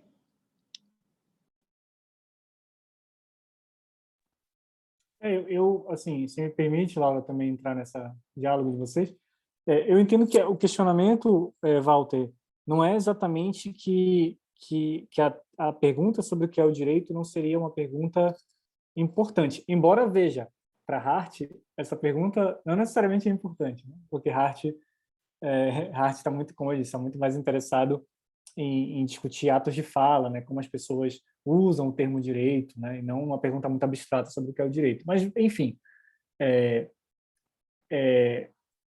a pergunta sobre o que é o direito eu não vejo como irrelevante, eu não vejo que os autores contemporâneos diriam isso. O que se discute é a metodologia que é utilizada para responder essa pergunta, os modelos teóricos assumidos para responder essa pergunta. Então, no texto que a Laura cita, né, do Leslie Green, que eu coloquei aqui para vocês, quem quiser dar uma olhada, é bem interessante porque o Leslie Green é bem didático, ele é bem direto nos pontos dele, isso é bom, né? O Hart dizia do Austin isso, né? Que mesmo quando errado está claro, né? Claro. Então, é muito claro o texto dele, né? Do Leslie Green. Então, é bem interessante ver o Leslie Green defendendo, e o Leslie Green está defendendo exatamente alguns pontos que a Laura colocou, né? Defendendo que a teoria do direito deve ser uma teoria neutra, que ela não precisa ser sensível, por exemplo, a questões de gênero, ela não precisa ser sensível a questões de sexualidade, etc. Que é o que a gente denominou aqui, Walter, a Laura, pelo menos, questões contemporâneas, né? Discussões contemporâneas, pelo menos na filosofia política, são discussões muito importantes. E o Leslie Green defende, né, que a teoria do direito analítica ela é uma teoria neutra e que o objetivo dela é basicamente fazer uma certa descrição, né, mas que isso não impede que outras pessoas discutam gênero, discutam sexualidade, mas isso não interfere na teoria do direito. Eu acho que esse é o questionamento da Laura, né? Até que ponto isso se justifica, você consegue sustentar isso, né? E esse é um ponto interessante para debater, acho que Hart também, né? Para ver até que ponto essas teorias conseguem sustentar esse tipo de posicionamento. E aí tem um amplo debate sobre isso, né? Eu acho que tem até uma resposta ao Leslie Green, tem todo um debate em torno desse texto do Leslie Green sobre esse assunto. E aí tem divergências, Walter. Laura, acho que a gente já conversou sobre isso, né? Existem divergências dentro até do campo feminista, se você for ver, né? Tem autoras que acham, por exemplo, que é mais frutífero você adotar um positivismo jurídico à la Russ, à la Hart, para conseguir fazer teoria crítica em separado. Então, você teria modelos compatíveis aí. Há teóricos que não, que dizem que não, que você precisa romper com o modelo positivista, porque esse modelo ele tem certas categorias que não são neutras e que também são, digamos, ideologicamente comprometidas, né? E aí você tem teóricas feministas também que vão defender isso. Então, existe um amplo debate mesmo entre os críticos do modelo positivista, eu diria. As teóricas críticas ao modelo positivista. Acho que é por aí a discussão.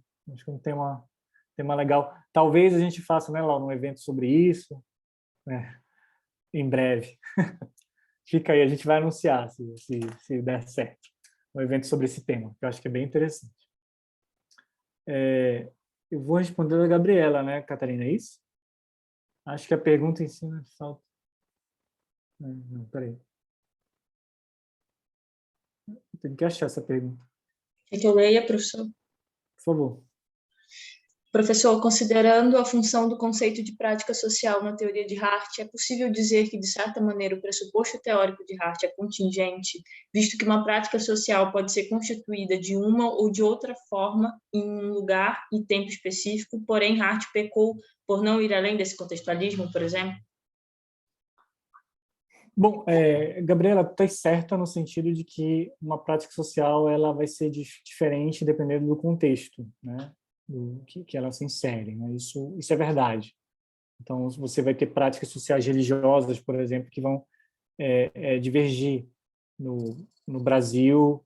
E isso está claro nas, por exemplo, religiões de influência africana no Brasil, né? O modo como no Brasil essa religiosidade é expressa é diferente do modo como essa religiosidade vai ser expressa em alguns países da África, Moçambique, etc. E você pode observar isso em diversas práticas sociais também, mesmo práticas sociais mais comuns ao longo no Brasil, você vê isso. Por exemplo, a prática social de tomar açaí em Belém é completamente diferente da prática social de tomar açaí no Rio de Janeiro, que para nós aqui não é uma prática social de tomar açaí. Mas, então você tem diferenças entre práticas sociais em diferentes locais diferentes locais. Isso está correto. Porém, Hart acredita que ele está conseguindo identificar o direito enquanto uma prática social que, se não tem uma validade universal, no sentido de absoluto, pelo menos é uma prática social que existe em todas as sociedades modernas. Então, nesse sentido, eu não diria que a descrição de Hart é uma descrição contingente, no sentido que tu colocaste, que ela depende do contexto, mas ela é uma descrição de uma prática social que tem uma certa pretensão de universalidade, porque ela tem uma pretensão de explicar o direito em qualquer sociedade moderna. Então, desde que você tenha uma sociedade moderna, você vai ter o direito tal qual a prática que Hart coloca no livro. Isso Hart, ao longo do livro, deixa muito claro. Ele, muitas vezes, ao longo do livro, vai separar entre o que é uma prática primitiva do direito e do que é uma prática moderna do direito. Ele faz isso em diversos momentos do livro e isso é uma pretensão dele de universalidade da explicação da prática social, na minha visão, do conceito de direito, né, que a gente pode utilizar aqui esse termo. Então, eu te responderia que não, no sentido que tu colocas, né? Não é o conceito dele de direito não é contingente. Ele é válido para qualquer sociedade moderna. Embora você possa ter diferenças no modo como o direito vai ser praticado nessa sociedade. Hart também não nega isso. Então, embora haja elementos que são necessários do conceito de direito, você pode ter divergências, dependendo da sociedade, diferenças dependendo do contexto social em que o direito vai ser praticado, né? Enfim, talvez o conceito de direito do Hart não seja... o que eu quero dizer com isso? Os elementos que Hart identifica não sejam suficientes para serem aplicados em qualquer sociedade, ou ele não, ou melhor dizendo, ele não inclui no seu conceito de direito todos os elementos suficientes para descrever o direito, mas ele inclui todos os elementos necessários, eu diria. Responderia por aí. Não sei se há mais perguntas, Catarina.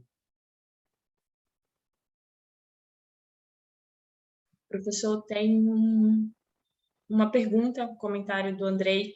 A soberania a partir de Hart está adstrita a uma pessoa ou pode se referir a um grupo de pessoas ou até todos? Pergunto isso porque o interesse público seria uma justificativa do direito público nas sociedades modernas, que é traduzido por um tradutor, governante, formulador de políticas públicas. Os italianos dizem que o tradutor pode trair.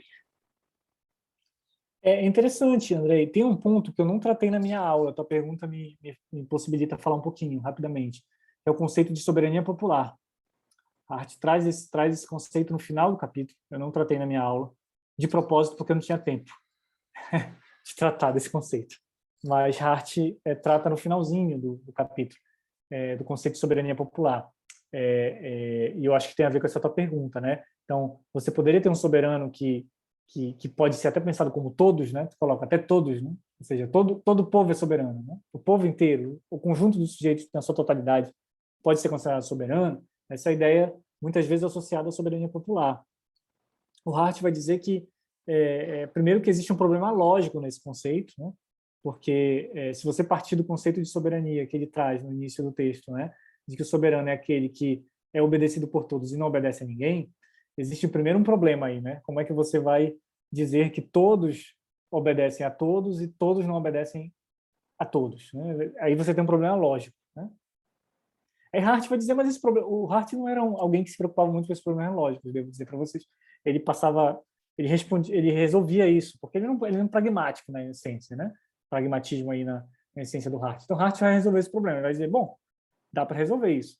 Você vai dizer que todos, na primeira frase, significam todos os sujeitos, e todos, na segunda frase, significam todos no sentido de cidadãos soberanos, né?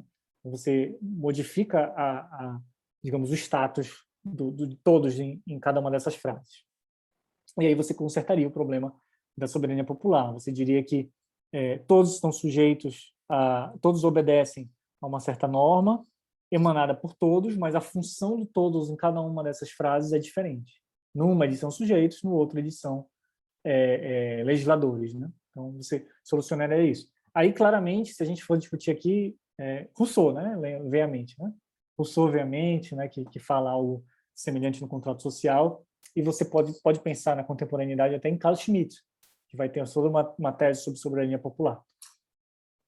Bom, mas Hart não é um defensor desse conceito de soberania popular, porque ele acredita que mesmo que você resolva esse problema lógico, você cai nos mesmos problemas do conceito de soberania, pensando na soberania popular, porque você vai cair nos mesmos problemas de justificação de modelo de justificação de direitos jurídicos que já existem no modelo da soberania.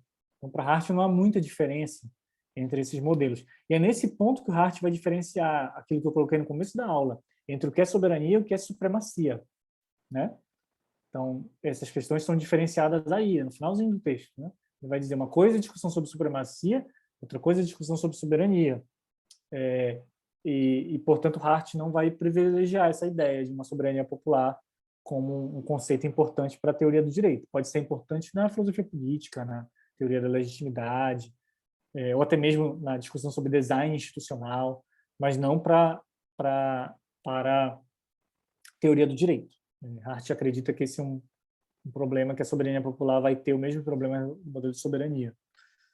Eu não sei se eu respondi, ou se eu...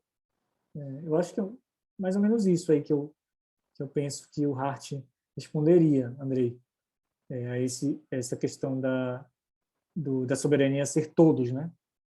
Acho que para ele vai cair no mesmo problema do modelo da soberania.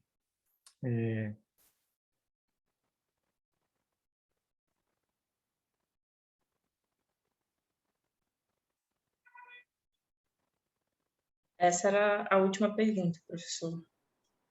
Ótimo. A professora Ana Laura teve que sair. Ela avisou aqui no chat que iam trancar ela para fora. Então, eu acredito que seja isso. O senhor quer falar mais alguma coisa, professor? Eu quero agradecer a participação de todos e todas, todos que estão presentes até agora, até as 9 horas já da noite. Também agradecer a Catarina, agradecer também ao Heitor pela mediação hoje, né? A Catarina pela mediação, o Heitor também pela presença desde o início aqui. E espero que vocês tenham gostado. A gente volta na semana que vem com o capítulo 5º, que vai ser ministrado pelo professor Tiago Decá, que estava aqui presente até no início da aula. E espero que vocês estejam gostando. Qualquer dúvida, é só nos escrever, que nós estamos abertos para explicar qualquer coisa ou avançar no conhecimento. Obrigado. Muito obrigada a todos e a todas. Até o próximo encontro.